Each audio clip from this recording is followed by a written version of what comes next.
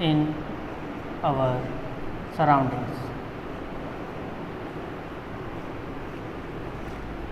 हिंदी में बोलते हैं हमारे आस पास के पदार्थ।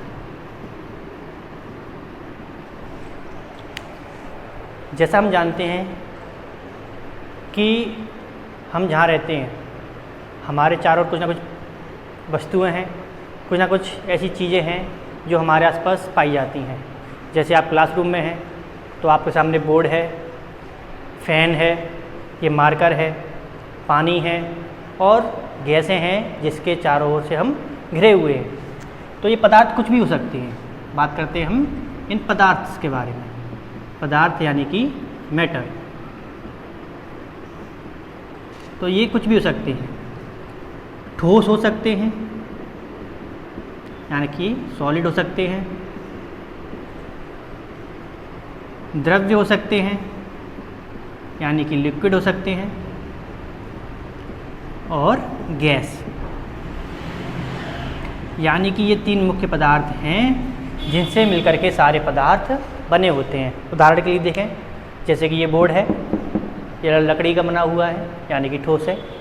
जो हम पानी पीते हैं वो द्रव्य है, और जो हम गैस ले रहे हैं, जो सांस ले रहे हैं, वो क्या है, एक गैस है। समझ में आ गया होगा। और उदाहरण ले लीजिए, जैसे कि जो ईंट है वो क्या है, सॉलिड में आती है। हम जो दूध पीते हैं वो लिक्विड में है, और गैस जो हमारे घर के सिलेंडरों में भरी होती है वो गैस ये स्टेट में होती है। तो जो पदार्थ हैं वो हमारे मुख्यतः तीन प्रकार के होते हैं, ठोस, लिक्विड एंड गैस। इन तीनों ही चीज़ों से मिलकर के हमारे आसपास की जितनी भी वस्तुएं हैं, जितनी भी थिंग्स हैं, जितनी भी मैटर्स है, वो सारे इन तीनों चीज़ों से मिलकर ही बने होती है, सॉलिड, लिक्विड और गैस। इस चैप्टर में हम ये पढ़ते हैं कि ये तीनों पदार्थ हैं, इनके क्या क्या गुण हैं। हम कैसे कहेंगे कि कोई वस्तु सॉलिड है, कोई वस्तु गैस है और कोई वस्तु लिक्विड है। तो आइए हम देखते हैं कि सॉलिड क्या होता है, लिक्विड क्या होता है और गैस क्या होता है। किसको हम सॉलिड बोलेंगे, किसको हम लिक्विड बोलेंगे और किसको हम गैस बोलेंगे। तो बात की जाती है सॉलिड, लिक्विड एंड गैस। ये तीन चीज़ें हैं, ठोस, द्रव्य और गैस।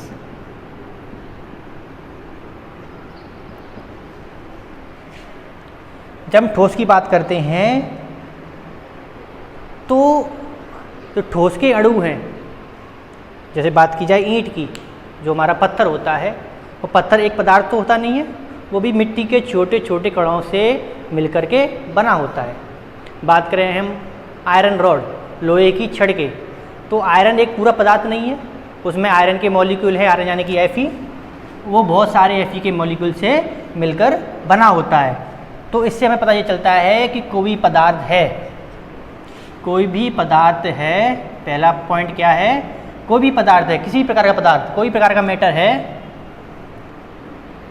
चाहे वो सॉलिड है, चाहे वो लिक्विड है, चाहे वो गैस है, वो छोटे छोटे पदार्थ के कणों से मिलकर बना होता है। बात करते हैं हम लोहे की छड़, लोहे के बारे में बात करते हैं तो वो आयरन के छोटे छोटे मॉलिक्यूल से मिलकर बना होता है। बात की जाती है लिक्विड की, बात करते हैं लिक्विड, जैसे आप ले लो पानी, तो पानी हमारे H2O, ये हाइड्रोजन और ऑक्सीजन के मिलने, मॉलिक्यूल के मिलने से बनता है। बात करते हैं हम गैस की,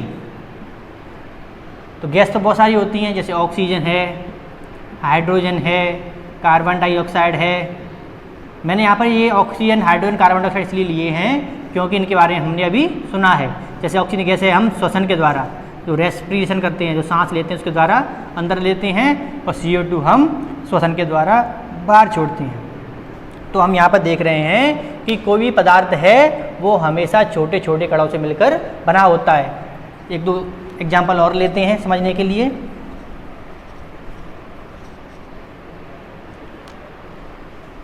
जो हमारी ईंट है ये क्या है, सॉलिड है, कैसे मिलके बनी होती है, मिट्टी के छोटे छोटे कणों से, सिलिका। ठीक है, कुछ और उदाहरण ले लो, कोई हम गैस ले लेते हैं, जैसे कि हमारा जो लाइटर होता है, लाइटर या फिर जो एलपीजी गैस है, उसमें भी जो गैस के छोटे छोटे कण मिलकर के बने होते हैं, उनसे ये पदार्थ, बहुत सारे बड़े पदार्थ मिलकर बनते हैं। तो ये बात याद रखना कि कोई भी पदार्थ है वो बहुत ही छोटे छोटे कणों से मिलकर के बनता है, वो कोई एक सिंगल पदार्थ नहीं होता। अब हम बात कर रहे थे कि पदार्थ कितने प्रकार के होते हैं, तो पदार्थ 3 प्रकार के होते हैं, सॉलिड, लिक्विड और गैस। ठोस पदार्थ हो सकते हैं, द्रव्य हो सकता है या फिर गैस हो सकता है। ये 3 ही प्रकार के पदार्थ पाए जाते हैं, इनसे ही हमारे आसपास की जितनी भी वस्तुएं हैं वो इन तीनों पदार्थों से मिलकर बनती है। अब हम सॉलिड के बारे में पढ़ते हैं। सॉलिड में अगर हम देखें तो जो सॉलिड पदार्थ होते हैं उनका, आप गौर करें, सॉलिड है, जितने भी सॉलिड हैं उनका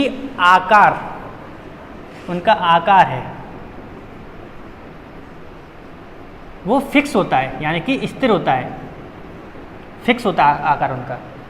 जैसे बात की जाए, ये मार्कर है मेरे पास, इस मार्कर का जो आकार है वो हमेशा फिक्स रहेगा, चाहे मैं इसको यहाँ रख दूँ, चाहे मैं दूसरे कमरे में ले जाकर रख दूँ, या इसको मैं किसी बोतल में डाल दूँ, फिर भी इसका आकार है वो इसी प्रकार का रहेगा। लिक्विड में ऐसा नहीं है।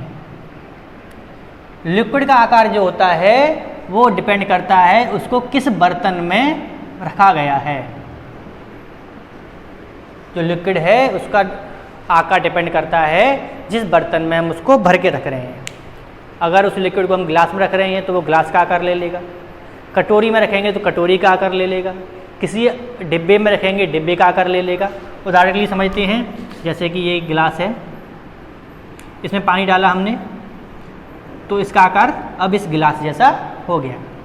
अब मैंने एक इस प्रकार का बर्तन ले लिया है जो चौड़ा है, अब इस पानी को मैं इसमें डाल दूंगा तो वो इसका आकार ले लेगा। इस पानी को मैं मटके में डालता हूँ, सुराही में, इस पानी को मैं इसमें डालूंगा तो ये इसका आकार ले लेगा।